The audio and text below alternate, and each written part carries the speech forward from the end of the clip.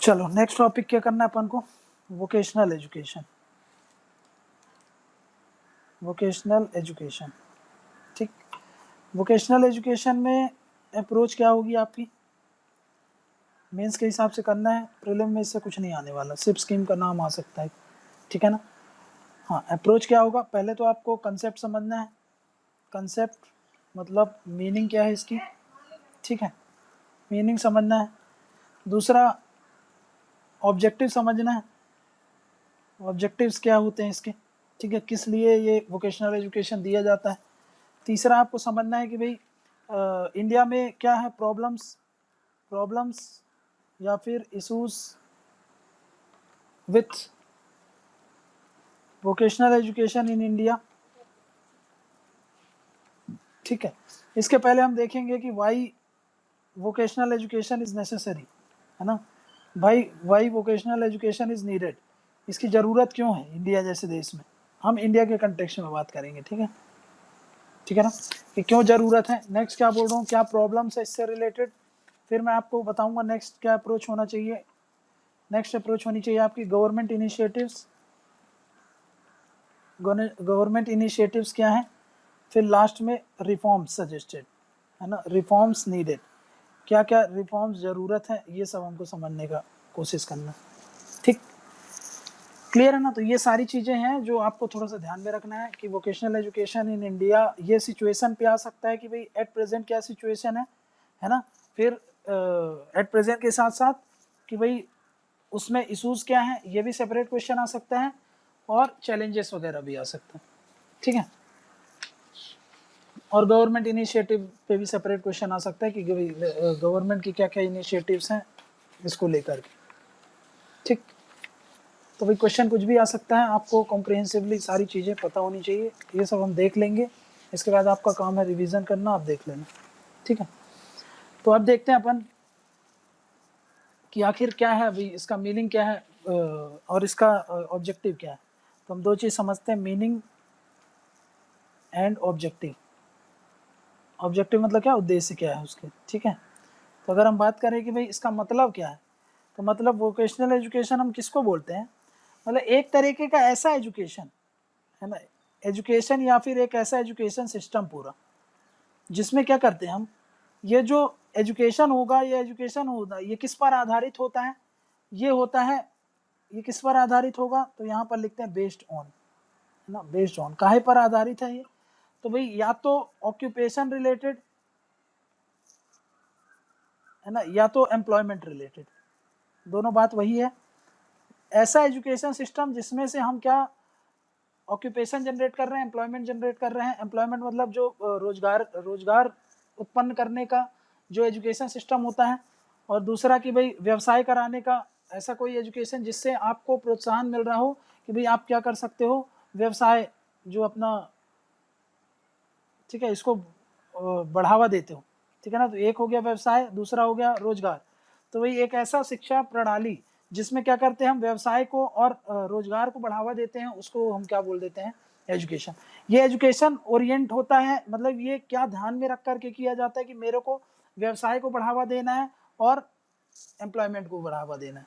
समझ में गया। जैसे हम टेक्निकल एजुकेशन पढ़ते हैं, उसका भी अल्टीमेट ऑब्जेक्टिव सबका क्या होता है, वो होता है भाई एम्प्लॉयमेंट ही जनरेट कराना, पर वो रिसर्च पर ज़्यादा फोकस करते हैं, इन सब चीज़ों पर ज़्यादा फोकस करते हैं। इसका सीधा सीधा एम ये रहता है कि आपको भाई, आपको कोई ऐसा छोटा मोटा व्यवसाय हो जाए, ठीक, मतलब एक ऐसा एजुकेशन या फिर एजुकेशन सिस्टम जिसपे व्यवसाय को बढ़ावा देता हो या फिर रोजगार को बढ़ावा देता हो, उसको ही हम क्या बोलेंगे, वोकेशनल एजुकेशन।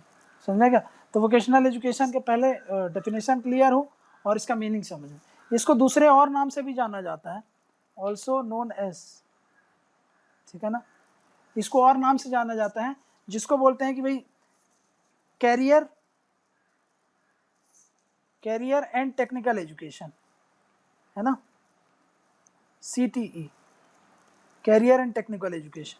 नेक्स्ट इसको ये भी बोला जाता है कि भाई technical and vocational education and training, है ना, ये भी बोला जाता है। मतलब क्या है ये, TVET, technical and vocational education and training. Clear है भाई, इतने नाम से जाना जाता है, थोड़ा सा याद रख लेना। शॉर्ट में कभी कभी लिखा रहता है TVET, कभी कभी CTE लिखा रहेगा। जब आप आर्टिकल्स वगैरह पढ़ोगे तो उसका मतलब यही है कि वो काहे की बात कर रहा है, वोकेशनल एजुकेशन की बात कर रहा है। समझ में आ गया? तो कहीं भी आर्टिकल में अगर ये वर्ड लिखा है तो समझ जाना वो टेक्निकल एंड वोकेशनल एजुकेशन की बात कर रहा है, तो आपको ऐसा लिखा रहेगा TVET। समझ में आ गया? कहीं पे करियर एंड टेक्निकल एजुकेशन लिखा रहता है तो CTE लिख देते हैं। तो जब आर्टिकल आते हैं तो ऐसे वर्ड्स मेंशन होते हैं, इसलिए मैंने आपको बता दिया। ठीक है, नेक्स्ट अब मीनिंग अपन ने समझ लिया कि क्या होता है वोकेशनल एजुकेशन। तो आप समझते हैं कि भाई इसका ऑब्जेक्टिव्स क्या होते हैं, है ना भाई, क्या क्या ऑब्जेक्टिव्स हैं इसके, इन ऑब्जेक्टिव्स को समझते हैं। तो पहले मैंने क्या बताया कि भाई मेन ऑब्जेक्टिव क्या है इसका, कि भाई इसको बढ़ावा देना है, किसको एनहेंस करना है, एम्प्लॉयबिलिटी को, है ना, रोजगार को बढ़ावा देना है ना, एम्प्लॉयबिलिटी। ठीक है, इसको बढ़ावा देना है। क्लियर?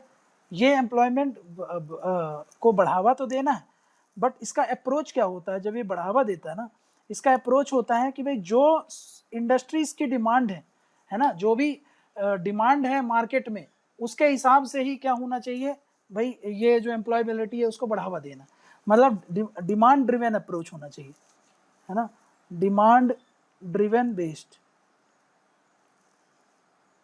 ठीक, मतलब क्या बोल रहा हूँ भाई, भाई मान लो कि भाई मार्केट की डिमांड ये है, मार्केट की डिमांड है, मार्केट में 10 तरीके की इंडस्ट्रीज हैं, उनकी 10 तरीके का डिमांड्स है ना भाई, उन डिमांड्स को फुलफिल करना है हमको, तब तो ज़्यादा से ज़्यादा रोजगार आएंगे।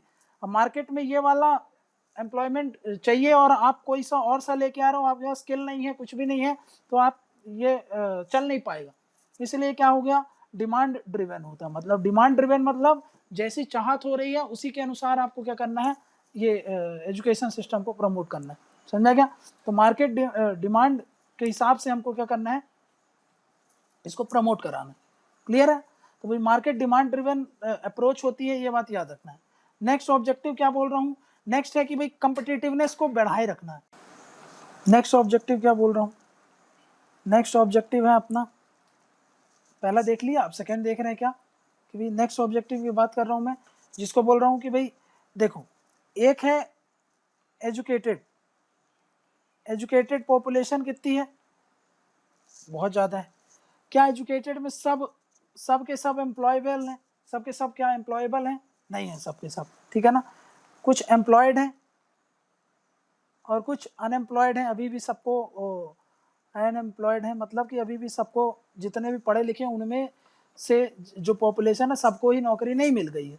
मतलब भाई मान लो कि 100 लोग हैं, है ना, 100 में मान लेते हैं कि भाई 70 लोग एम्प्लॉयड हैं, 30 लोग अनएम्प्लॉयड हैं, तो भाई बाकी का क्या होना चाहिए भाई, ये इतना गैप आ गया ना, ये 30 लोगों का गैप है, ये इतना बड़ा गैप जो आ गया है 30 लोगों का, इसको बोलेंगे हम ये गैप है। ठीक है, तो भाई इस गैप को भी कम करना ये भी उद्देश्य होता है। मतलब क्या बोल रहा हूँ, उद्देश्य क्या है, fill gap between educated and employable population, है ना भाई, जो एम्प्लॉयबल पॉपुलेशन है और जितना एजुकेटेड पर्सन है उनकी अपेक्षा जितने अनएम्प्लॉयड और एम्प्लॉयड में जो गैप है, उस गैप को हमको क्या करना है, इस गैप को, यहाँ जो 30 लोगों का गैप है, इस गैप को क्या करना है, कम करना है। समझ में क्या? तो भाई ये भी एक ऑब्जेक्टिव है इसका। ठीक है ना, नेक्स्ट ऑब्जेक्टिव क्या बोल रहा हूँ, नेक्स्ट ऑब्जेक्टिव बोल रहा हूँ कि भाई हमको मेंटेन करना है, क्या मेंटेन करना है, कम्पिटिटिवनेस, मेंटेन करना है कम्पिटिटिवनेस। देखो भाई, अगर आप उनके पास ऐसा एजुकेशन जो कम्पिटिटिव नहीं होगा तो वो सरवाइव नहीं कर सकता, आपके पास स्किल नहीं है तो आप सरवाइव नहीं कर सकते। इसीलिए हमको क्या करना है कि भाई आपको मार्केट में कम्पिटिट रहना है, आपकी स्किल्स कम्पिटिटिव होनी चाहिए। इसलिए क्या होना चाहिए, हमको ये बनाए रखना है। हमारा जो ये अभी जो वोकेशनल एजुकेशन की बात कर रहे थे, उसका ऑब्जेक्टिव ये होता है कि वो जो भी उससे गुजरे उसमें क्या हो, कम्पिटिटिवनेस हो, ताकि यहाँ नहीं तो कहीं और में वो सर्वाइव कर सके। समझना क्या भाई, मान लो कि भाई अब मोबाइल रिपेयरिंग का काम सिखा दिया उसको, तो अब वो क्या हो गया, इतना अच्छी मोबाइल रिपेयरिंग करे कि भाई उसके एरिया में उसको तो कोई दिक्कत नहीं हो। समझा क्या, मोबाइल रिपेयरिंग इतना इतना ज़्यादा स्किल आ जाए उस व्यक्ति के पास कि भाई सारे उस एरिया के मोबाइल रिपेयरिंग उसी के व्यक्ति करे, तो भाई उसका ऑक्यूपेशन हो गया कि नहीं हो गया, और वो कम्पिटिटिवनेस हो गया कि नहीं हो गया, कि भाई अपने एरिया में सबको मतलब कम्पीट करेगा वो, समझा गया। कम्पीट करेगा मतलब कि भाई ऐसा नहीं कि किसी से पीछे रह जाना है उसको, समझा गया। तो ये भी याद रखना है कि भाई हमको नेक्स्ट ऑब्जेक्टिव क्या है, मेंटेन कम्पिटिटिवनेस करना चाहिए। और ऐसा करने के लिए हम क्या करते हैं भाई, बहुत सारे ऑप्शन होते हैं, एंट्री ऑप्शन, एग्जिट ऑप्शन। आपको ये अच्छा नहीं लग रहा है, देखो मल्टीपल एंट्री, मल्टीपल एंट्री और मल्टीपल एग्जिट, ठीक है भाई। जैसे कि मान लो कि आपको ये वाला अच्छा नहीं लग रहा है तो आप एग्जिट कर लो, इसमें दूसरी चीज कर लो। ये वाला स्किल आपको ज्यादा अच्छा नहीं लग रहा है, आपको लगता है इससे मेरी ग्रोथ नहीं हो पाएगी, अभी मेरा इंटरेस्ट नहीं है इसमें ज्यादा, तो दूसरा ऑप्शन है आपके पास। मतलब आप करते करते एंट्री भी कर सकते हो किसी में, मल्टीपल एग्जिट का भी ऑप्शन रहेगा। और ये सब को ध्यान रखते हुए भी हमको क्या करना है, कम्पिटिटिवनेस बना के रखना, समझना क्या, ठीक। मतलब इन सब से हम क्या कर रहे हैं, इन सब से हम क्या कर रहे हैं, लर्निंग अपॉर्चुनिटीज को बढ़ा रहे हैं, है ना। लर्निंग अपॉर्चुनिटीज, जो भी सीखने की उसकी अपॉर्चुनिटी होगी उनको हम क्या करेंगे, बढ़ाएंगे, समझा गया। कि मल्टीपल एंट्री मल्टीपल एग्जिट रहेगा तो भाई लर्निंग अपॉर्चुनिटी हर व्यक्ति के लिए खुली रहेगी। ये नहीं सीखना है तो कुछ और सीख लो, कुछ और नहीं सीखना है तो कुछ और सीख लो, समझा क्या। तो इसको क्या बोलते हैं, लर्निंग अपॉर्चुनिटीज बढ़ेगी। जब ये बढ़ेगी तो ऑक्यूपेशन वाला जो एंगल देखा था वो भी हम एश्योर कर सकते हैं, और दूसरा एम्प्लॉयबिलिटी को भी हम क्या कर सकते हैं, बढ़ा सकते हैं। एक तो व्यवसाय को भी बढ़ा सकते हैं, दूसरा रोजगार के अवसर को भी बढ़ा सकते हैं। अब ये बड़ी देर से अगर आपको नहीं समझ में आया हो कि ये सब क्या होता है वोकेशनल एजुकेशन, तो एक एग्जांपल देता हूँ। कभी सुना है मोबाइल रिपेयरिंग का कोर्स होता है ना। ये सब क्या होते हैं, ये सब यही होते हैं वोकेशनल एजुकेशन, समझना क्या भाई। सीएससी, मान लो सीएससी सेंटर है, समझना क्या। अब सीएससी सेंटर में इतने सारे एप्लीकेशन वगैरह भरना है लोगों के, इन सब की ट्रेनिंग ले लो आप, ठीक है भाई। आपको मान लो एसी रिपेयरमेंट का काम बता दिया गया है, एक कोर्स करा दिया गया कि एसी से रिलेटेड सारा काम आपको आता है, तो आपको नहीं लगता कि अगर आप किसी एरिया में रहते हो वहां पे कोई गड़बड़ी होगी तो आपका एश्योर हो गया कि भाई उस एरिया का सारा काम आपको मिल जाएगा, समझा क्या। जैसे कि मान लो कि सोलार प्लांट आपको चला रहे हो, सोलार प्लांट का आपको स्किल दे दिया जाए, आपको वहां से एक कोर्स करा दिया जाए ताकि आप सोलार पावर प्लांट का कुछ भी चीज को क्या कर सको, चला सको, तो ये क्या हो गया, ये सब क्या है, ये सब वोकेशनल एजुकेशन होते हैं, समझा क्या। तो भाई थोड़ा सा याद रखना वोकेशनल एजुकेशन का मतलब क्या होता है। तो वोकेशनल एजुकेशन का मतलब क्या है सिंपली, तो वोकेशनल एजुकेशन का मतलब ये है कि भाई हमको क्या ध्यान में रखना है कि भाई क्या हो रहा है वोकेशनल एजुकेशन में, कि हमको एम्प्लॉयबल और ऑक्यूपेशन का चांस को बढ़ा देना है। आईटीआई क्या करती है, वोकेशनल एजुकेशन ही देती है, समझा क्या। आईटीआई जो करा जाता है शॉर्ट टर्म के लिए होता है। देखो एक तो अभी देखेंगे कितने तरीके से होता है वोकेशनल एजुकेशन, फुल टाइम होता है, पार्ट टाइम होता है। बस फर्क ये है दोनों में कि आईटीआई से कर रहे हो तो वो फुल टाइम कहलाता है, पार्ट टाइम जैसे मोबाइल रिपेयरमेंट, इलेक्ट्रॉनिक्स का आप जोड़ घटाना कर लो, ये सबको अगर आपको सिखा दिया गया तो ये सब क्या है, वोकेशनल एजुकेशन का ही पार्ट है, समझ में आ रहा ना, क्लियर है। वोकेशनल एजुकेशन का एग्जाम्पल ये सब क्या है, जैसे कि आंगनवाड़ी में काम करना है, आशा वर्कर्स होती है ना। मान लो कि भाई एक गांव है ना, एक औरत को, कुछ औरतों को हमने वहां से उठाया, उनको आशा की ट्रेनिंग दे दी, संध्या का कोर्स करा दिया कि बच्चे कैसे हैंडल करना है, कैसे देखभाल करनी है, क्रेच फैसिलिटीज हैं अगर आपके कोई इंडस्ट्रीज में कैसे मैनेज करना है, इन सब की आपने अगर अच्छे से ट्रेनिंग वगैरह दे दी, एक कोर्स करा दिया, तो वो कर ली, हो गया, उनका एम्प्लॉयमेंट फिक्स हो गया, समझ में गया, क्लियर। तो ये सब क्या कहलाते हैं, ये सब कहलाते हैं भाई वोकेशनल एजुकेशन, ठीक। अब देखो नेक्स्ट क्या बताया मैंने, नेक्स्ट ऑब्जेक्टिव क्या है, नेक्स्ट ऑब्जेक्टिव ये है कि भाई ये जो ड्रॉप आउट रेट्स होते हैं ना, ड्रॉप आउट रेट्स है ना, सेकेंडरी लेवल पर जो इतना कम हो जाता है सेकेंडरी लेवल पर, इस ड्रॉप आउट रेट को भी हमको कम करना है, ये भी हमारा लक्ष्य है, समझ में। ऑब्जेक्टिव में क्या क्या याद रखना है आपको, ऑब्जेक्टिव क्या होता है, तो भाई पहला पॉइंट याद रख लो, एम्प्लॉयबिलिटी को बढ़ाना है, एम्प्लॉयबिलिटी को बढ़ाना है ना इसको, और वो भी कैसे, मार्केट ड्रिवन, है ना, मार्केट ड्रिवन। नेक्स्ट क्या बताया मैंने कि भाई कम्पिटिटिवनेस वाला एंगल लिख दोगे आप, ये उद्देश्य होता है, गैप फिल करने का उद्देश्य है, और ड्रॉप आउट रेट को कम करना है ना, ड्रॉप आउट रेट को कम करना है, ये आपके ऑब्जेक्टिव हो गए। हाँ, इन ऑब्जेक्टिव्स के अनुसार काम किया जाता है, ठीक है। तो भाई ये थोड़ा सा याद रखने की भाई क्या है इसका ऑब्जेक्टिव्स क्या है, ये हमने देख लिया, ठीक है। अब ऑब्जेक्टिव देख लिया तो अब देखते हैं कि भाई इंडिया में वोकेशनल एजुकेशन क्यों जरूरी है ना, बात करें why vocational education is needed या फिर वाइटल फॉर इन इंडिया, है ना, कि भाई इंडिया में वोकेशनल एजुकेशन क्यों जरूरी है। ठीक, देखो पहली बात समझो कि भाई इंडिया में वोकेशनल एजुकेशन का मतलब क्या है कि भाई ये मान लो कि भाई अब देखो वोकेशनल एजुकेशन जैसे कि मान लो मेरे को मोबाइल रिपेयरमेंट का काम सीखना है, कोर्स करना है ना, या फिर मेरे को एसी रिपेयरमेंट का काम देखना है, सोलार एनर्जी से रिलेटेड सारे काम मैं कर लूँ, ये कोर्स कर लूँ मैं, तो इसके लिए मैं क्या करूँगा, किसी एक इंस्टीट्यूशन के पास जाऊँगा, सीखूंगा, सीखने के बाद मैं क्या हो गया, तैयार हो गया, है ना। मेरे को तैयार क्यों किया जा रहा है, ऐसा इसलिए तैयार किया जा रहा है क्योंकि सरकार ने क्या लॉन्च किया है, देखो सरकार ने लॉन्च किया है क्या, make in India initiative, make in India initiative, है ना, ये इनिशिएटिव लॉन्च किया है।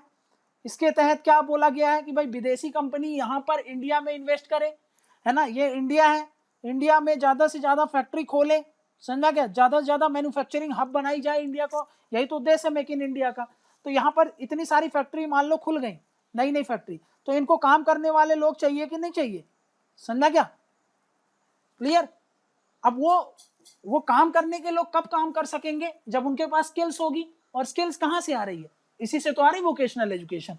तो वोकेशनल एजुकेशन क्या कर रहा है कि भाई बूस्ट कर रहा है कि नहीं कर रहा है, बूस्ट करता है किसको, इसको मेक इन इंडिया इनिशिएटिव को। कैसे, मेक इन इंडिया के तहत कंपनीज क्या कर रही है, इन्वेस्ट करेंगी तो उनको वर्कर्स चाहिए, वर्कर्स कैसे चाहिए, स्किल्ड बेस्ड चाहिए, एजुकेशन बेस्ड चाहिए, समझ में क्या। और एजुकेशन बेस्ड, अगर आपको एजुकेशन बेस्ड वोकेशनल एजुकेशन आपके पास है तो फिर आप क्या कर सकते हो, स्किल परफॉर्म कर सकते हो कि नहीं कर सकते, हाँ, तो इसलिए क्या करते हैं, उसको बूस्ट कर सकते हैं। इसके अलावा मैं आपको बताता हूँ भाई वोकेशनल एजुकेशन में एक ये भी बात होता है कि इंटरेक्शन कैसे किया जाए लोगों के साथ, समझ में क्या, अपनी कम्युनिकेशन स्किल सीख सकते हो आप, है ना। वापस में भी मान लो मार्केटिंग में आपको जाना है, कुछ सीखना है, किसी से इंटरेक्ट करना है, बातचीत करना है, तो वो सब भी सिखाया जाता है, उसकी भी ट्रेनिंग की करवाई जाती है। तो आपको सॉफ्ट स्किल्स सिखाई जाती है, समझ में क्या, सॉफ्ट स्किल्स क्यों भाई, आजकल सबसे ज्यादा जरूरी क्या होती है भाई, आपको अगर मार्केट में सस्टेन करना है तो सॉफ्ट स्किल। कोई भी जो एक अच्छी तरीके से बात करता है, अच्छी तरीके से अगर बात कर ले रहा है, वो क्या करेगा, वो सॉफ्ट स्किल बोलेंगे उसको, उसके पास क्या है, सॉफ्ट स्किल है, समझ में क्या। अब सॉफ्ट स्किल है अगर उसके पास, ठीक, तो वो क्या कर सकता है, बेटर इंटीग्रेशन कर सकता है, बेटर मैनेजमेंट कर सकता है। और ये सॉफ्ट स्किल जरूरी है मेक इन इंडिया के लिए, इसलिए भी हम क्या कर रहे हैं, प्रमोट कर रहे हैं ये वोकेशनल एजुकेशन को, ताकि वो क्या कर सके, ज्यादा से ज्यादा बढ़ावा दे किसको, मेक इन इंडिया इनिशिएटिव, समझा क्या, पहला पॉइंट है ये, क्लियर।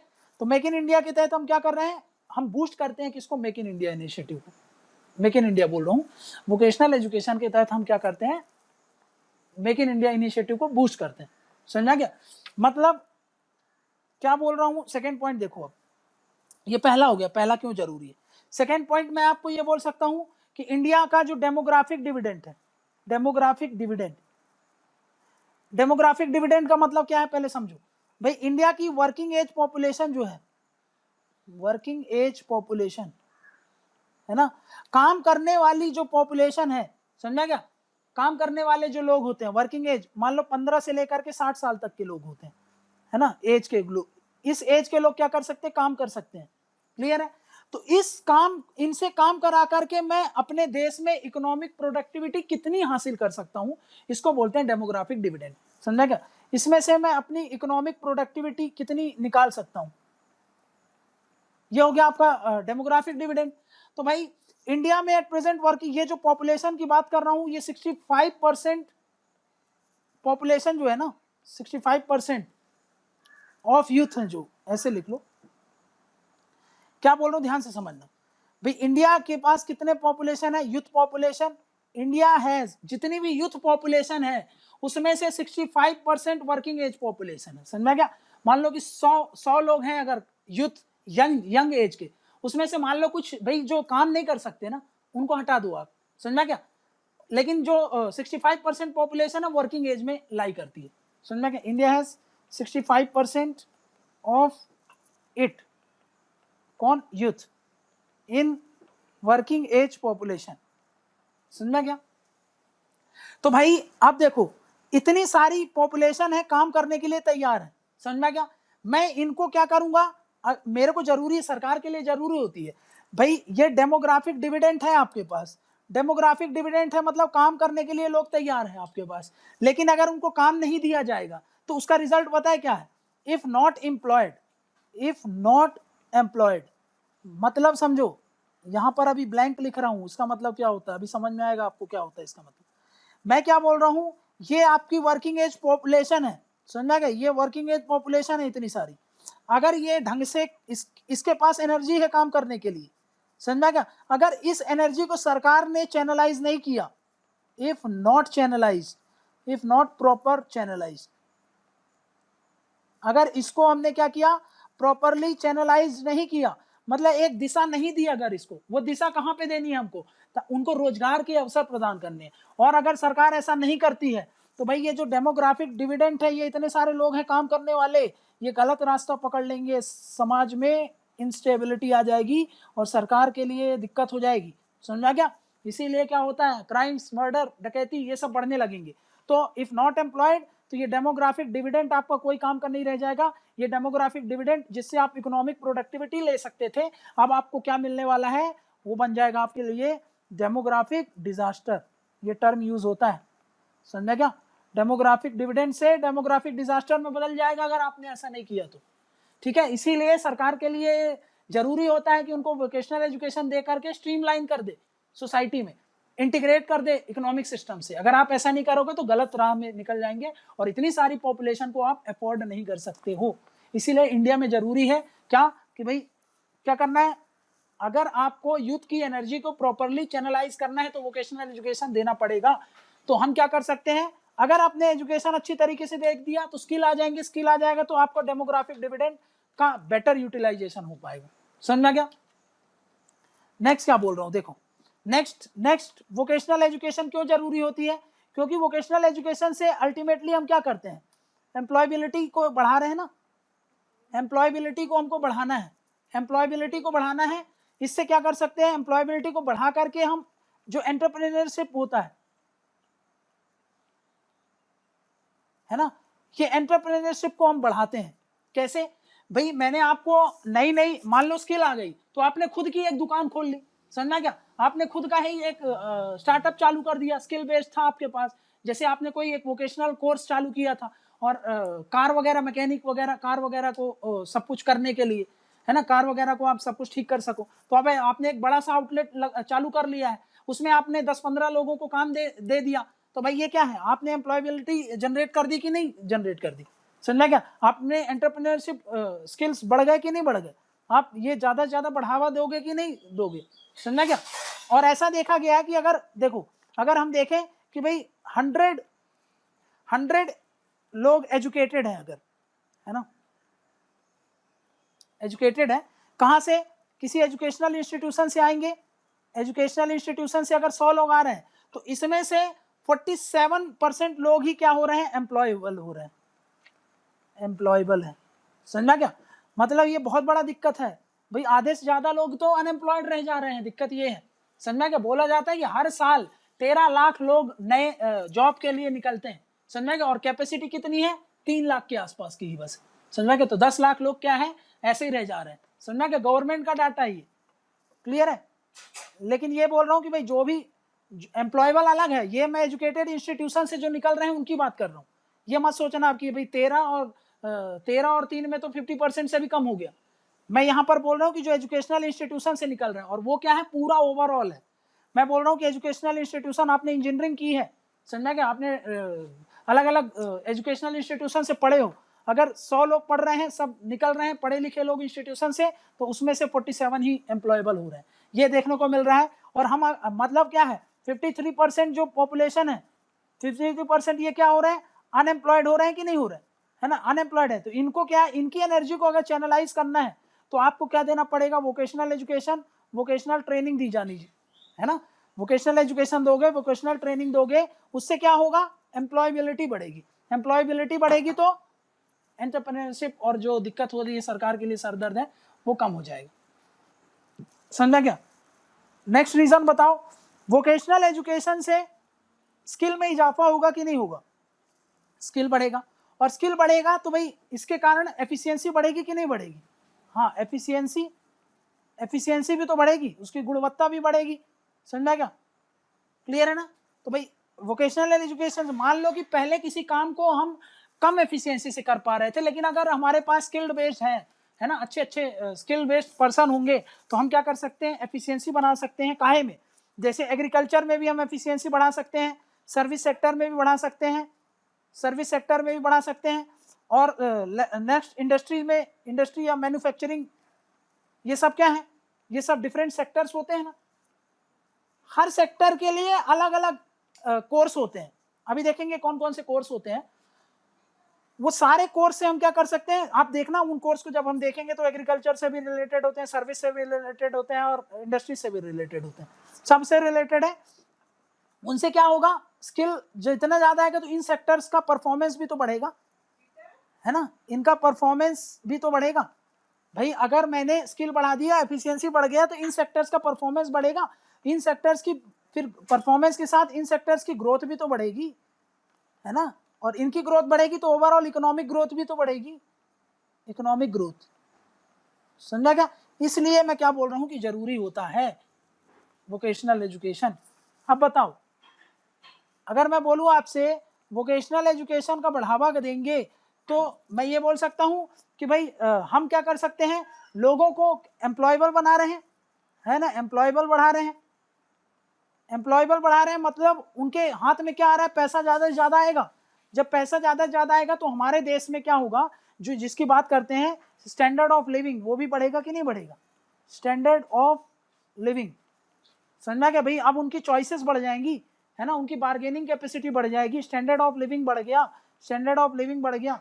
प्लस इसी वोकेशनल एजुकेशन से जब स्टैंडर्ड ऑफ लिविंग बढ़ते हैं, अगर बढ़ जाती है, तो भाई ये भी तो है कि भाई सोसाइटी में डिमांड वगैरह फिर दूसरी चेंज हो जाएगी। अभी आप रोटी खा रहे हो तो भाई दिन में हर समय रोटी खा रहे थे, अब आपकी चॉइस हो जाएगी, आप ब्रेड पे जाओ, पिज्जा पे जाओ, है ना, स्टैंडर्ड ऑफ लिविंग बढ़ जाता है, समझा क्या। वो बात अलग है कि भाई वो हेल्थ इंपैक्ट उसका है, बट मैं आपको चॉइस से रिगार्डिंग बता रहा हूँ कि भाई आपका जो परचेजिंग पावर होता है वो बढ़ता है। स्टैंडर्ड ऑफ लिविंग कैसे बढ़ता है, क्योंकि आपकी परचेजिंग पावर बढ़ जाती है। परचेजिंग पावर जब बढ़ती है तो भाई अब आप मान लो अभी नॉर्मल कपड़ा पहन रहे थे तो अब आपको ब्रांडेड कपड़े चाहिए, समझा क्या ना भाई, ये सब होता है। इससे क्या हो रहा है, आपका परफॉर्मेंस बढ़ता है, स्टैंडर्ड ऑफ लिविंग बढ़ता है, एम्प्लॉयबिलिटी बढ़ती है। इसके साथ साथ वोकेशनल एजुकेशन के मैं एक चीज और बोल सकता हूँ कि वोकेशनल एजुकेशन से इनोवेशन भी आएगा कि नहीं आएगा, इनोवेशन भी तो आता है वोकेशनल एजुकेशन से, ये जन्म देता है इनोवेशन को, हाँ, क्योंकि जितना ज्यादा वोकेशनल एजुकेशन उतना ज्यादा आपके पास स्किल बढ़ती है, तो आप नया नया ट्राई करते हो, इनोवेशन आता है। कैसे, मान लो कि आपके पास वोकेशनल एजुकेशन है अच्छा खासा, तो आप रिस्क लेने के लिए आप क्या हो जाते हो, रिस्क टेकिंग हो जाते हो। रिस्क टेकिंग जैसे कि मैं आप नया बिजनेस खोलने का सोच लोगे कि हाँ भाई मैं ऐसा कुछ चालू करता हूँ, मैं ऐसा कुछ काम चालू करता हूँ, ये काम मेरा सक्सेसफुल हो सकता है, समझ में गया। तो आप रिस्क टेकिंग बढ़ जाते हैं, समझ में गया, इनोवेशन आता है। मतलब जब ये सब होता है तो आप वही चीज जो अभी बताया था, एंटरप्रेन्योरशिप की स्किल्स जो होती है वो भी बढ़ती है कि नहीं बढ़ती, हाँ बढ़ जाती है, समझ में गया। नेक्स्ट पॉइंट क्या है, नेक्स्ट पॉइंट क्या बोल रहा हूँ, वही पॉइंट आता है नेक्स्ट पॉइंट क्या, कि भाई हमको यूथ की एनर्जी जो है ना, उसको चैनलाइज करना है, to channelise it in positive domain, है ना। पॉजिटिव डोमेन में अगर यूथ की एनर्जी को आपको चैनलाइज करना है तो क्या करना पड़ेगा, वोकेशनल एजुकेशन दिया जाना, समझ में गया। और एक बात बताता हूं आपको मैं, ये अब आ गया है फोर्थ इंडस्ट्रियल रेवोल्यूशन, समझ में गया। फोर्थ इंडस्ट्रियल रेवोल्यूशन का मतलब इसमें क्या चीज डोमिनेट करेगी, आईसीटी, रोबोटिक्स, एआई, समझ में गया, इंटरनेट ऑफ थिंग्स, इन सब का डोमिनेंस रहेगा। इन सब के कारण जो लो स्किल्ड जॉब है वो जानी ही जानी है, समझ में आ गया, वो तो बाउंड टू पेरिश है, समझ में गया ना भाई। लो स्किल्ड जो जॉब है वो बाउंड टू पेरिश है, इसलिए भाई स्किल दे दो, अभी से तैयार कर लो, समझ में गया। इनके कारण क्या बताया मैंने, लो स्किल्ड जॉब्स जो हैं are bound to be eliminated. आजकल इस ये जमाने में लो स्किल्ड जॉब जो होंगी, अगर आपके पास स्किल नहीं है तो आप सरवाइव नहीं कर सकते। तो भाई ये तो एलिमिनेट होना ही होना है, समझ में क्या? तो भाई अगर आपको चाहिए कि भाई आप अब को सरवाइव करना है, अगर आप चाहते हो कि इनसे सरवाइव हो, तो ये इनसे रिलेटेड स्किल्स एक्वायर करना जरूरी है, इज मस्ट। समझ में क्या? ये आगे पूरा एक ये वाला थोड़ा सा डिटेल में आगे देखेंगे क्या है इसका, और ठीक है ना। मतलब भाई आगे अगर आपको सरवाइव करना है तो इनसे रिलेटेड आपके पास स्किल्स होनी चाहिए, समझ में क्या? ठीक है, मैं ये नहीं बोल रहा हूँ कि आपको रोबोटिक्स में वो करना चाहिए, बट रोबोटिक्स में जाने के लिए भाई आपको इंजीनियरिंग करनी पड़ेगी, वो बात सत्य है। बट ये तो सोचो भाई रोबोटिक्स कल को रिपेयर करना है, रोबोटिक्स का है ना, रिपेयरमेंट का काम करना है भाई, उसका मान लो रिपेयरिंग के साथ साथ ओवरऑल का काम होता है बहुत सारा चीज़ों का, तो उन सब का काम कौन देखेगा? वो भी तो भी उनसे रिलेटेड स्किल्स तो होनी चाहिए ना। अब कार है तो कार बनाने के लिए इंजीनियर चाहिए, लेकिन भाई कार का मैं पुर्जा सेट करने के लिए तो मैकेनिक ही चाहिए ना। अब वो इंजीनियर थोड़ी काम करेगा, वो उसके पास और भी कितने काम है, समझ में क्या? तो भाई उनसे रिलेटेड स्किल एक्वायर करना आपको जरूरी होगा। ये नहीं पहले भाई आपके पास कोई स्किल्स नहीं थे तो आप एम्प्लॉयमेंट आपको फिर भी मिल जाता था, बट अब क्या है कि भाई आपको वोकेशनल एजुकेशन का इंपॉर्टेंस बढ़ गया है भाई, बिना इनके अब फोर्थ इंडस्ट्रियल रेवोल्यूशन में तो आप सर्वाइव नहीं कर सकते, समझ में क्या?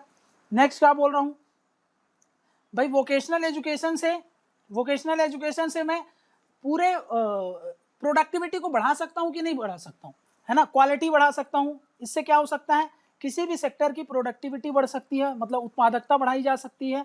नेक्स्ट क्या बोल रहा हूँ, उसके साथ साथ क्वालिटी बढ़ाई जा सकती है ना, ये भी देखा था हमने। उसके साथ साथ हम इसको क्या बनाएंगे, वोकेशनल एजुकेशन के साथ साथ हम पूरे सिस्टम को एक सस्टेनेबल वे में ले जा सकते हैं, समझा क्या? मतलब सस्टेनेबिलिटी भी बढ़ जाएगी, है ना, हम सस्टेनेबिलिटी भी बढ़ा रहे हैं, क्लियर है? ठीक, नेक्स्ट सबसे इंपॉर्टेंट जो पॉइंट है, गवर्नमेंट क्यों फोकस करेगी इस पर,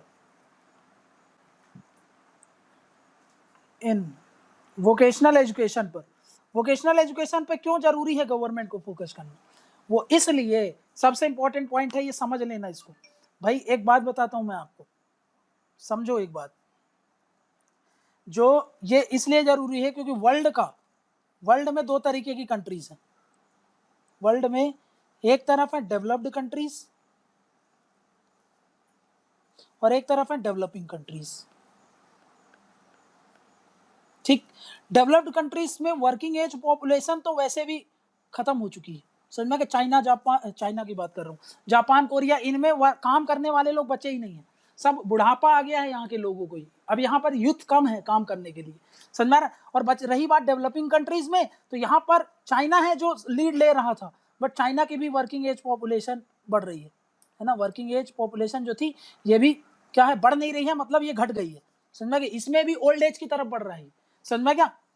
क्लियर? और बाकी इसके अलावा बाकी जो रिमेनिंग कंट्रीज हैं वहां पर स्किल्स ही नहीं है, युद्ध तो है बट स्किल्स कैसे हैं, स्किल्स नहीं है।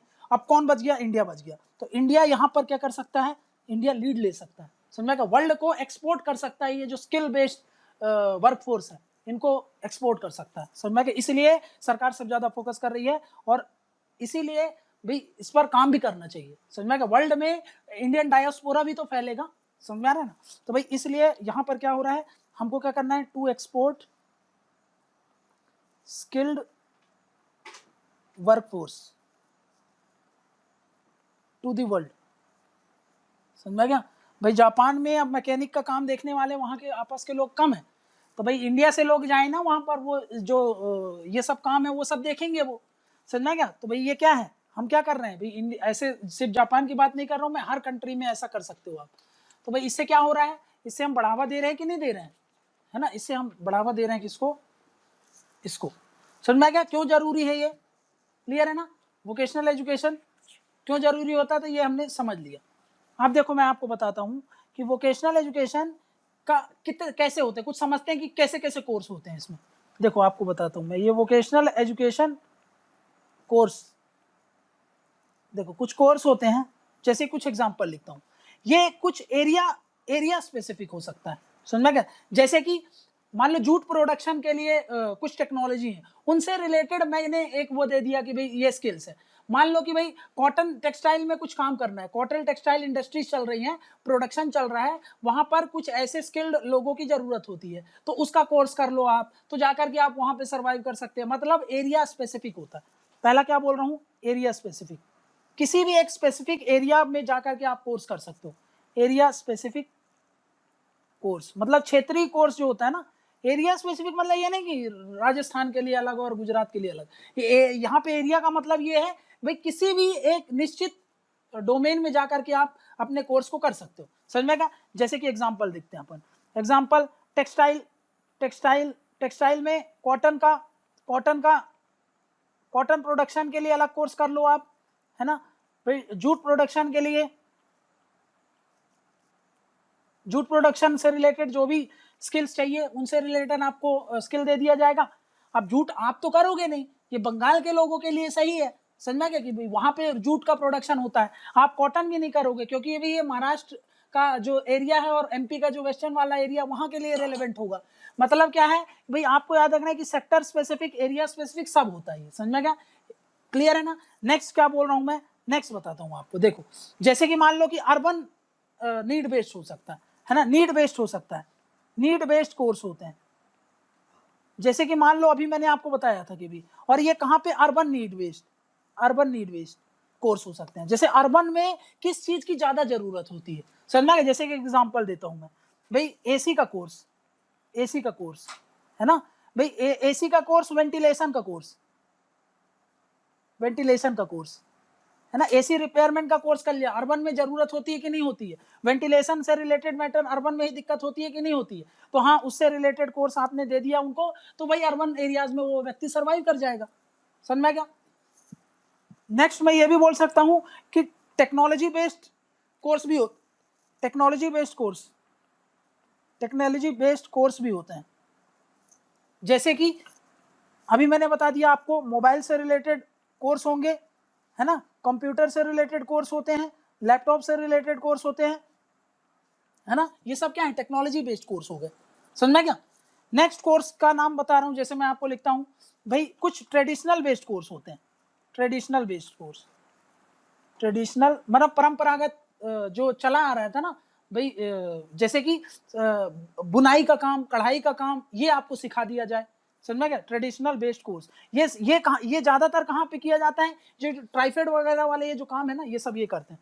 ट्राइफेड मतलब ये जो एसटी वाले जो ट्राइबल्स लोग होते हैं, देखा है कि उनके काम को बेचा जाता है, समझ में क्या? उनके मान लो कि उन्होंने कोई चादर बनाई, कोई शॉल बनाई, उसको इतना तरीके से उसको मार्केटिंग वगैरह कराना, उसका ये सब कर देना, ये सब क्या है, वोकेशनल एजुकेशन का ही तो काम है ये सब, समझ में क्या? ट्रेडिशनल बेस्ड कोर्स, जैसे कि एग्जांपल एम्ब्रॉयडरी, मतलब जो वो करते हैं, कारीगरी करते हैं, कढ़ाई का काम, एम्ब्रॉयडरी, ठीक है ना, डाई का काम करते हैं कई लोग, ठीक है ना, ठीक है, ये सब काम काहे में हो गया, कलरिंग का काम होता है, क्योंकि ये सब जरूरत होती है इंडस्ट्रीज को, बहुत सारी इंडस्ट्रीज को, ठीक है। और ट्रेडिशनल पे तो इस सरकार का जोर भी है, समझ में? एग्जांपल में आप बता सकते हो ट्राइफेड का, ट्राइफेड इस पर जोरों जोरों से काम करती है, समझ में क्या? जैसे फाइल है, आप एक फाइल लेते हो, आप ये वाली भी ले सकते हो, प्लास्टिक वगैरह वाली, समझ में क्या? लेकिन एक ट्राइफेड वाली एक आती है, उसमें देखना उसका बैम्बू का कवर रहता है, और उसमें से वो लोग थ्रेड उसका यूज करते हैं, बहुत अच्छे तरीके से बनाते हैं, ठीक है ना। ये क्या है, ये क्या बोल दिया मैंने, ट्रेडिशनल बेस्ड कोर्स करा सकते हैं आप, ठीक है। नेक्स्ट क्या बोल रहा हूं कि भाई, जैसे कि एक कोर्स मैं आपको देखता हूं कि जो वुमेन एंड चाइल्ड से रिलेटेड कोर्स भी होते हैं, समझेगा? Courses which focus on women and child, है ना। जैसे कि मैं आपको बताता हूं, जैसे कि मैंने क्या बताया था कि भाई एक एक वो है, क्या बोलते हैं उसको, वुमेन को ट्रेन करने का एक स्कीम है, जिसको मैं आपको बता देता हूं, जिसको बोलते हैं परिपूर्ण महिला, परिपूर्ण महिला, है ना। परिपूर्ण महिला का मतलब क्या है, इसमें वुमेन को एम्पावर किया जाता है, इसका मतलब मीनिंग क्या बता रहा हूं, परिपूर्ण का महिला का मीनिंग लिख रहा हूं। परिपूर्ण मतलब एम्पावर्ड, एम्पावर्ड वुमेन, महिला मतलब वुमेन, ये नाम है किसका, मतलब ये कोर्स का नाम है, जिसमें क्या किया जाता है, जो आशा वर्कर्स होती है ना उनको ट्रेन किया जाता है। यहाँ पर मिटा के लिख देता हूँ मैं, यहाँ पर क्या किया जाता है, आशा वर्कर्स को ट्रेन किया जाता है ना, to train ASHA workers. ASHA workers को ट्रेन किया जाता है ताकि क्या हो कि भाई वो महिला इससे रिलेटेड सारी एक्टिविटीज करने में सक्षम हो, कहीं पर लैग ना करे, कहीं पर लैक ना करे, समझ में क्या। इसलिए वो ये सारे एरियाज में वो जाकर के भाई जो आशा का एक काम होता है, एक आशा महिला का जो काम होगा वो ढंग से काम कर पाए, इनसे रिलेटेड उनको कोर्स कराए जाते हैं, ट्रेनिंग दी जाती है, समझ में क्या। नेक्स्ट क्या बोल रहा हूँ, जो अर्ली चाइल्डहुड केयर होता है, समझ में क्या, ये भी कौन करता है, आशा वर्कर करती है, समझ में क्या, ये भी परफॉर्म करे।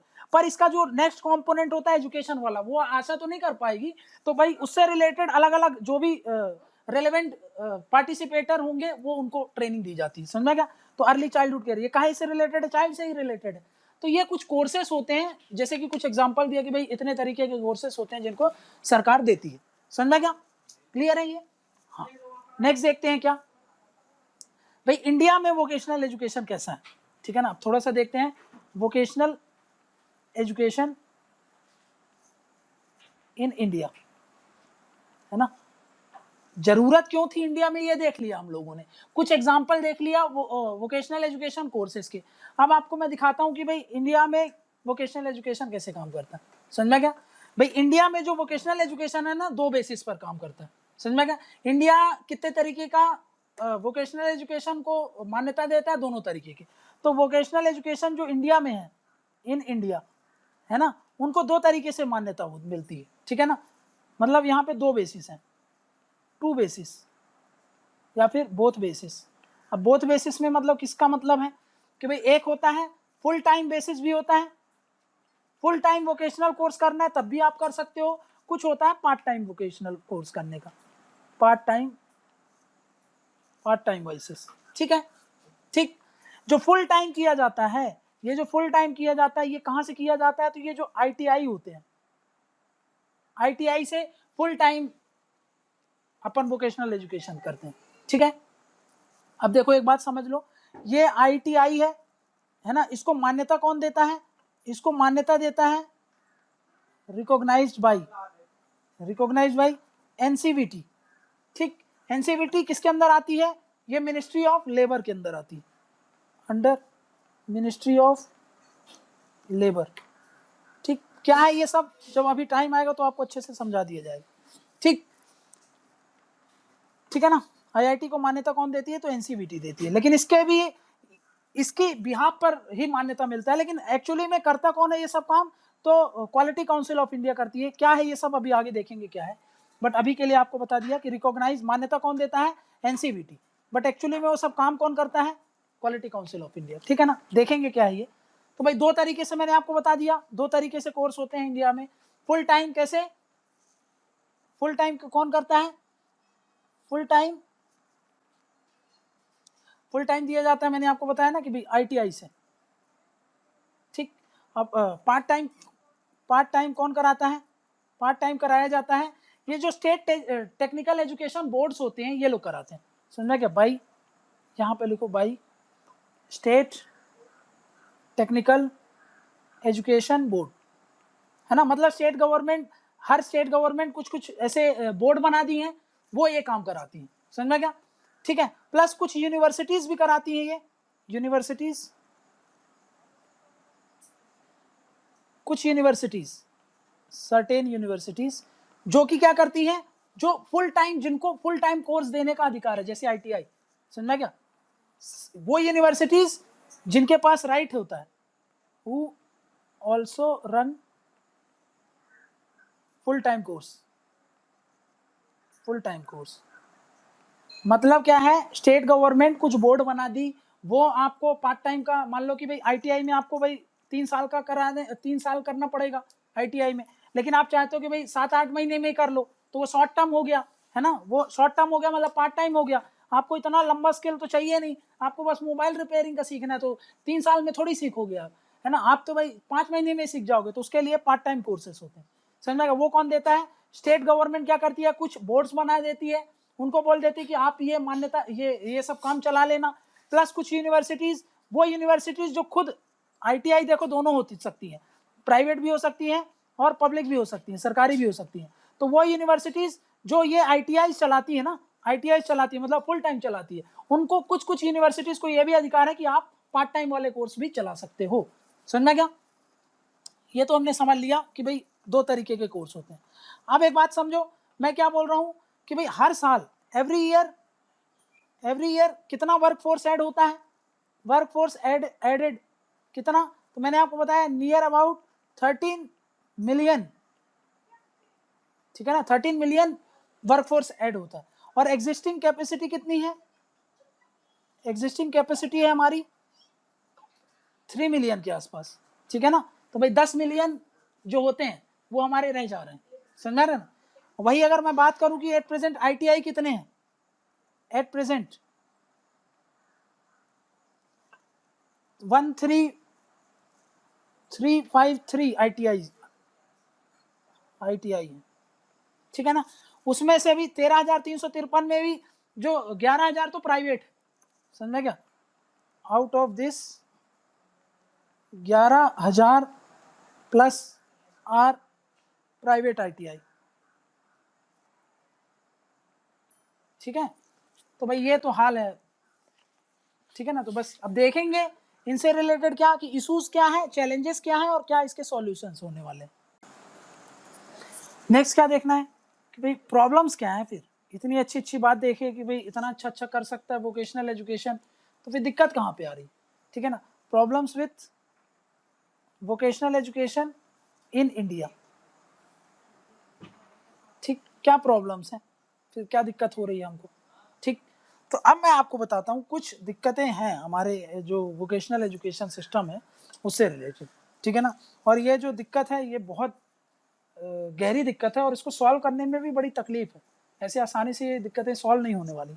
तो सबसे पहली दिक्कत तो ये है कि भाई हमारे देश में समझो एक होता है वोकेशनल एजुकेशन, समझा क्या, और एक होता है वोकेशनल ट्रेनिंग। ये सिर्फ पढ़ाई से रिलेटेड काम देखता है और उसमें जो ट्रेनिंग का काम होता है वोकेशनल से रिलेटेड ट्रेनिंग, जैसे कोर्स करते हो ना, एक होता है थ्योरेटिकल एस्पेक्ट, ये काहे से डील करता है, थ्योरी से, और ये काहे से डील करता है, प्रैक्टिकल एस्पेक्ट से, है ना। वोकेशनल ट्रेनिंग काहे से, ट्रेनिंग काहे के लिए होती है, प्रैक्टिकल एस्पेक्ट से रिलेटेड है। लेकिन हमारे देश में इसको एक नहीं माना जाता, हमारे देश में इसको अलग अलग ट्रीट किया जाता है, ये दिक्कत है।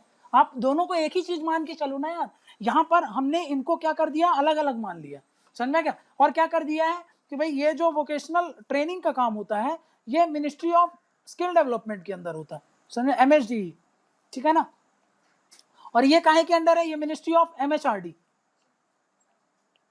ठीक है, ये स्किल डेवलपमेंट वाली मिनिस्ट्री के अंदर में आता है और ये मिनिस्ट्री ऑफ ह्यूमन रिसोर्स के अंदर आता है। एजुकेशन वाला है तो मिनिस्ट्री ऑफ HRD में डाल दिया, और ये ट्रेनिंग वाला है तो MSDE में आता है। ये सबसे बड़ा दिक्कत है। इसके कारण क्या होता है, इस सिस्टम के कारण दिक्कत ये है कि भाई कोऑर्डिनेशन नहीं बन पाता, लैक ऑफ कोऑर्डिनेशन,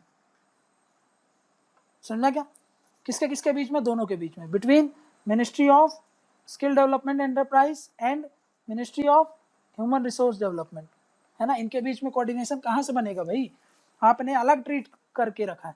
और वहीं पर जो वेस्टर्न कंट्रीज होती हैं जैसे जर्मनी, UK, इन सब में दोनों को सिंगल ही ट्रीट किया जाता है, कोई भी अलग अलग मंत्रालय के पास नहीं रखा गया।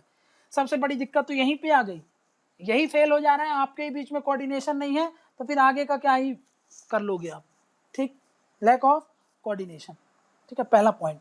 दूसरा पॉइंट क्या बोल रहा हूं मैं, दूसरा मैं बोल रहा हूं, दूसरा रीजन है वर्टिकल मोबिलिटी स्किल अटेन करने के बाद कम है इंडिया में।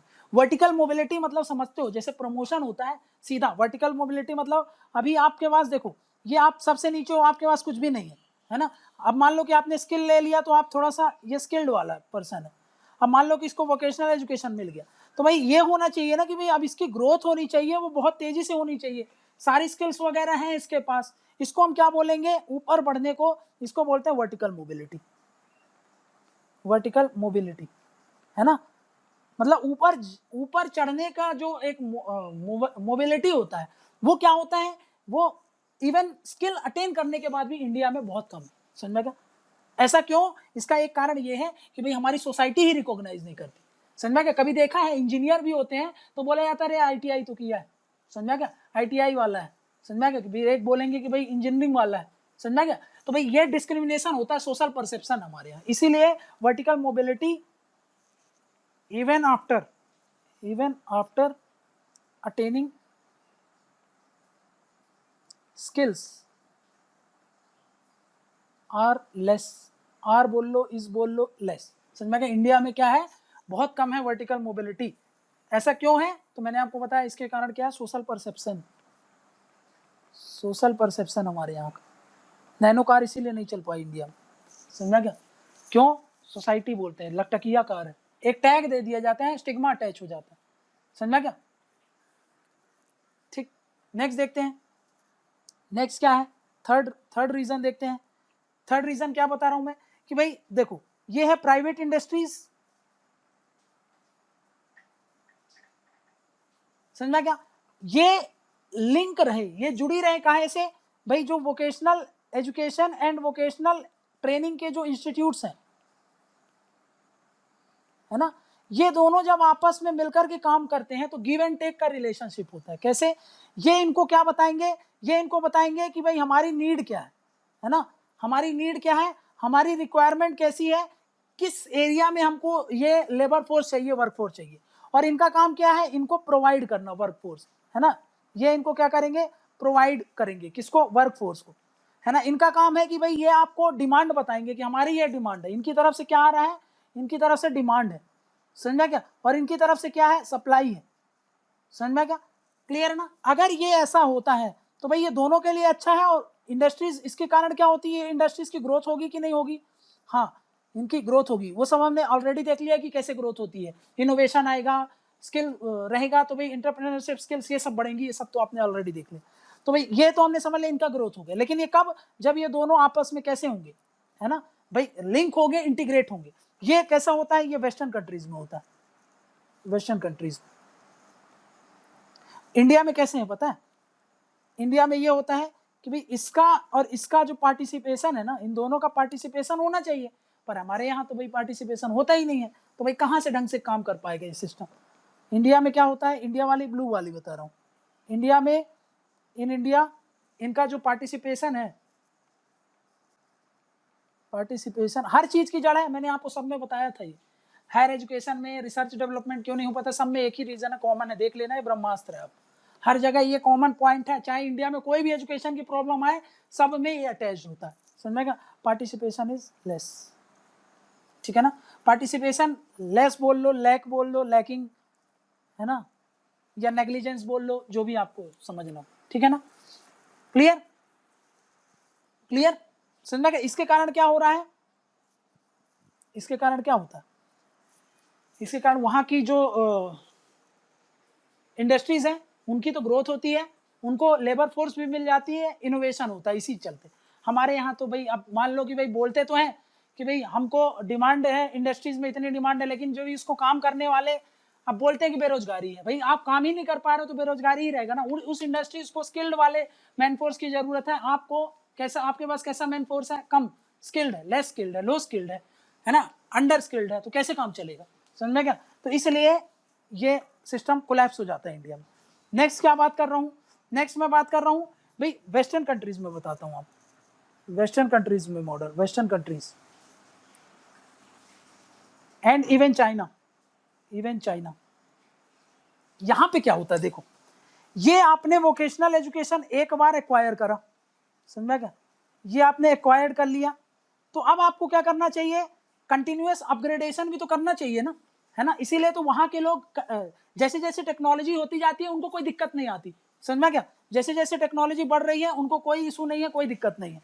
वो क्या करते हैं, वोकेशनल एजुकेशन तो एक्वायर करते हैं, प्लस इसके साथ साथ कंटिन्यूअस अपग्रेड करते रहते हैं अपने आप, समझ क्या, कंटिन्यूअस अपग्रेडेशन।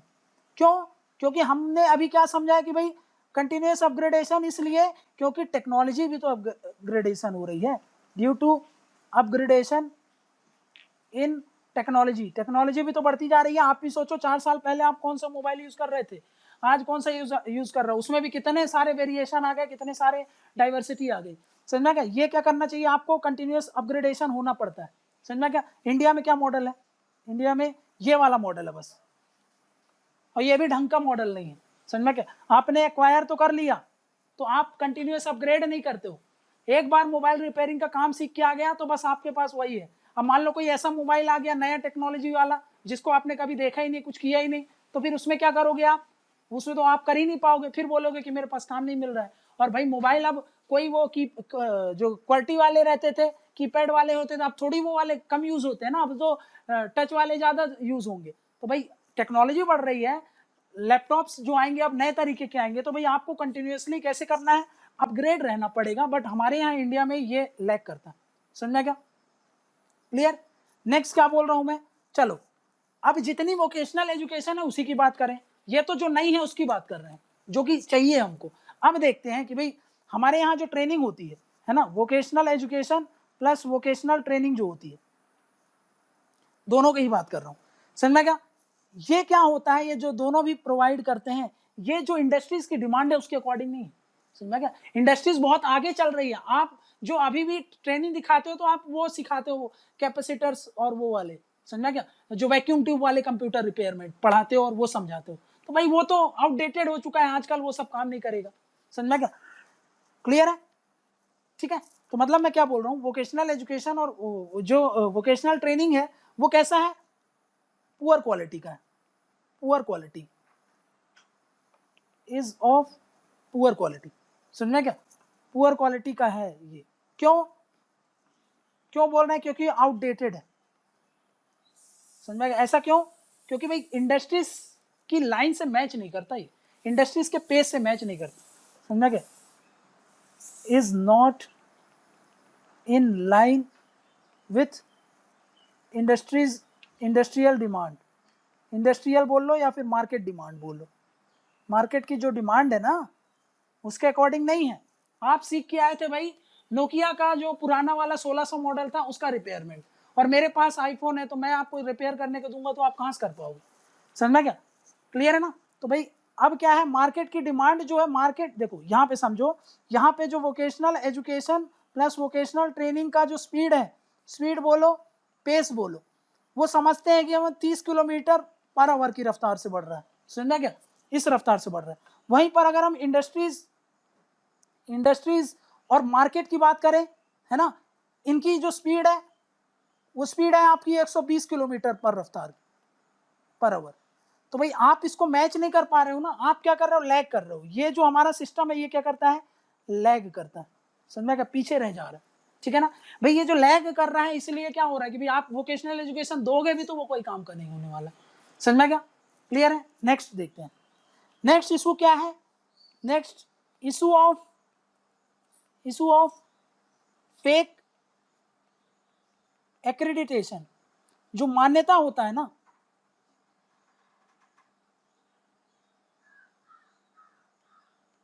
ठीक, जो मान्यता होता है भाई, मैंने आपको बता दे आईटीआई चल रहे हैं, है ना, आईटीआई चल रही है, बहुत सारी यूनिवर्सिटीज जो होती हैं शॉर्ट टर्म का कोर्स देती हैं वोकेशनल एजुकेशन से रिलेटेड। इनको जो मान्यता मिलती है ना, इनका जो एक्रेडिटेशन होता है उसमें खूब धांधली होती है। समझ गया? इस पर करप्शन होता है। समझ गया? क्लासेस लगती नहीं है, कुछ नहीं होता, कुछ ट्रेनिंग नहीं दी जाती, बस ये सब इसलिए बना दिए जाते हैं कि पैसे वसूले जाए। समझ गया? करप्शन होता है, पुअर स्ट्रक्चर ऑफ गवर्नेंस है इनका। पुअर स्ट्रक्चर ऑफ गवर्नेंस मतलब ये पूरा सिस्टम ढंग से काम नहीं कर पाता, ऊपर से लेकर के नीचे तक करप्शन ही करप्शन है, लुटाई ही चलती है, बच्चों से पैसे ऐंठे जाते हैं, कोई ट्रेनिंग नहीं, कोई क्लास नहीं, कोई मशीन वगैरह कुछ भी नहीं सिखाते ये लोग। समझेगा? Poor structure of governance plus क्या बोल रहा हूं मैं कि भाई ये जो आईटीआई है इनको फेक एक्रेडिटेशन, मतलब फर्जीवाड़ी यूनिवर्सिटी का नाम सुना होगा ना आपने, वैसे इसमें चलती है आईटीआई, फर्जी आईटीआई चल रही है। रूरल एरियाज में ऐसी बहुत सारी आईटीआई काम करती है, ऐसी बहुत सारे शॉर्ट टर्म कोर्स होते हैं। सरकार क्या करती है, जैसे आपको बताता हूँ, नेशनल स्किल डेवलपमेंट मिशन के तहत उसमें क्या होता है, जो ये प्रधानमंत्री कौशल विकास योजना आया था, इसमें बच्चों को कुछ शॉर्ट टर्म के कोर्स करने पड़ते थे, उनको फीस वगैरह गवर्नमेंट पे करती थी, गवर्नमेंट उनको पैसा देती थी, पैसे वो लोग गवर्नमेंट से ले लेते थे और इन बच्चों को कुछ भी नहीं दिया, पैसा नहीं दिया, इनके लिए क्या होता है ना, गवर्नमेंट क्या कर रही थी, पैसे भी देने की बात करती थी। मान लो 7,000 देने की बात कर रही थी, तो ये बच्चों को 2,000 3,000 पकड़ा दिए, समझा, कि उनको बोल दिया कि भाई तुमको आने का जरूरत नहीं है, तुम आओगे नहीं तो हमको ये बिजली और इन सब का खर्चा नहीं रहेगा। तो भाई सब कुछ फर्जी में ही चल रहा था, समझा क्या। तो भाई सब करप्शन है, सब पैसे लूटने का ही एक पूरा स्ट्रक्चर जो था, इसीलिए मैंने लिखा कि पुअर स्ट्रक्चर ऑफ गवर्नेंस, समझा क्या। करप्शन खत्म था, फेक एक्रेडिटेशन मतलब गलत तरीके से फर्जी मान्यता दे दी जाती थी, समझा क्या। बच्चों को मेरे सामने की बात है कि भाई रजिस्टर करवा लिया गया है, कोई नहीं जाता था, बस थंब प्रिंट लगाने चले जाओ भाई, वहां पर आपकी अटेंडेंस मार्क कर ली गई, बस उसके बाद आप पूरा दिन घूमो, आपको बस एग्जाम देने आना है, और वो जो भी आपको सर्टिफिकेट मिलना था वो सर्टिफिकेट दे दिया जाएगा। अब वो सर्टिफिकेट आपका कोई काम का नहीं, क्योंकि सीखे तो है नहीं। 7,000 आपको सरकार की तरफ से मिलने थे, आधा वो रख लिया, आधा आपको दे दिया, फर्जी ही चल रहा है सब कुछ और कुछ नहीं। इसीलिए क्या हो गया भाई, इंडिया में ये सब चीज काम नहीं कर पा रही, समझना क्या। नेक्स्ट क्या बोल रहा हूं मैं, पहला मैंने क्या बताया था, कोर्स ऑफर कर रहे हैं वो भी घटिया है। ये जो ITI वगैरह ये सब चल रही है, पूरा ढंग से काम नहीं करता, ये सब पूरा लुटाई मचाई चलती है बस, और कुछ नहीं। उसके अलावा मैं क्या बोल रहा हूँ कि भाई इंडिया में ना जो ये ट्रेनिंग देने वाले जो टीचर्स हैं, समझना क्या, और वोकेशनल स्किल्स देने वाले जो पैरा टीचर्स होते हैं, यही स्किल्ड नहीं है, पहली बात, समझा क्या। मतलब मैं क्या बोल रहा हूँ, इंडिया के जो experienced and qualified teachers, qualified आप टीचर बोल लो, पैरा टीचर बोल लो, ठीक है, इनमें ही क्या है, इनमें ही इनकी ही कमी है, समझा क्या, है ना, समझा क्या। इनमें ही लैक, यहीं पर लैक कर जाता है, लैक्स स्किल्स, यहीं पर स्किल्स नहीं है, यहीं पर कम है, समझा क्या, क्लियर है। तो भाई ये जो ट्रेनिंग देंगे, ये जो ट्रेनिंग दे रहे हैं, उसकी भी क्वालिटी कैसी हो जाएगी, वो भी तो पुअर हो जाएगी, समझा क्या, क्लियर है। प्लस अगर कुछ है भी, कुछ ट्रेंड है भी, तो उनकी संख्या क्या है, बहुत कम है। इफ एवर एग्जिस्ट, अगर वो एग्जिस्ट भी करते हैं तो उनका जो नंबर है, नंबर वो कैसा, बहुत कम है, बहुत कम है। तो भाई उससे तो आपको कुछ रिजल्ट नहीं मिलने वाला, समझ में क्या, है ना। नंबर कम हो गई तो भाई इससे क्या होगा, जो वोकेशनल स्किल्स आएंगी आर नॉट सफिशियंट, है ना, वो सफिशियंट ही नहीं रह जाएगी, क्योंकि भाई कम लोग हैं ना, एक तो है नहीं, है ना, और है भी तो बहुत कम है, तो भाई इसीलिए भी दिक्कत हो रही, ठीक है। नेक्स्ट क्या बता रहा हूं आपको, नेक्स्ट देख लो, नेक्स्ट क्या इश्यूज है, सोशल एक्सेप्टेबिलिटी वाला बता दिया मैंने आपको, मतलब सोसाइटी का परसेप्शन इनके प्रति कुछ अच्छा नहीं होता, अरे रिपेयरिंग वाला तो है, समझा क्या, क्या ग्रोथ होगी, तो वो वहीं पर रुक जाता है, समझा क्या, हमारी सोसाइटी का परसेप्शन है सर, सोसाइटी का परसेप्शन।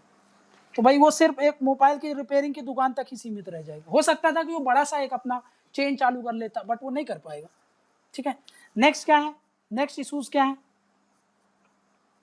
नेक्स्ट इशू ये है कि भाई हमारे यहाँ ना जो वोकेशनल ट्रेनिंग इंस्टीट्यूट है वो कम है। अभी देखा ना कि भाई हर साल इतने लोग निकल रहे हैं, समझा क्या, उनमें एम्प्लॉयबिलिटी कम है, क्यों, क्योंकि ट्रेन ही नहीं है, वो स्किल ही नहीं है उनके पास। पर चलो अब वो स्किल चाहते भी हैं तो कहाँ से लेंगे भाई, इतने सारे गांव, सब गांव में थोड़ी खुली है भाई, एक डिस्ट्रिक्ट में एक आध होते हैं हार्डली, समझा क्या, बहुत से डिस्ट्रिक्ट में तो 10-15 मिल जाएंगे, बहुत से डिस्ट्रिक्ट में है ही नहीं, तो वोकेशनल इंस्टीट्यूट ही नहीं है, तो ट्रेनिंग कहाँ से मिलेगी। तो less number of vocational training institutes, ठीक। नेक्स्ट वही बात आ जाती है कि जो कोर्सेस ऑफर्ड है ना, कोर्सेस ऑफर्ड जो हैं, जो भी देते हैं वो इररेलेवेंट है, आर इररेलेवेंट, समझा क्या, मतलब क्या, कैसे इररेलेवेंट, मतलब क्या है, मार्केट मिसमैच हो गया ना, अभी देखा था गैप हो जाता है, मतलब मार्केट मिसमैच मतलब क्या है, नीड अलग है, नीड ज्यादा है, दूसरी है डिमांड ज्यादा है, सप्लाई, नीड है एक्स की, सप्लाई है वाई की, तो भाई मिसमैच हो गया कि नहीं होगी, ठीक। नेक्स्ट क्या है, कोई प्रॉपर ऑडिट सिस्टम नहीं है, कोई प्रॉपर रेगुलेटिंग मैकेनिज्म नहीं, समझा क्या? No proper audit and regulating mechanism.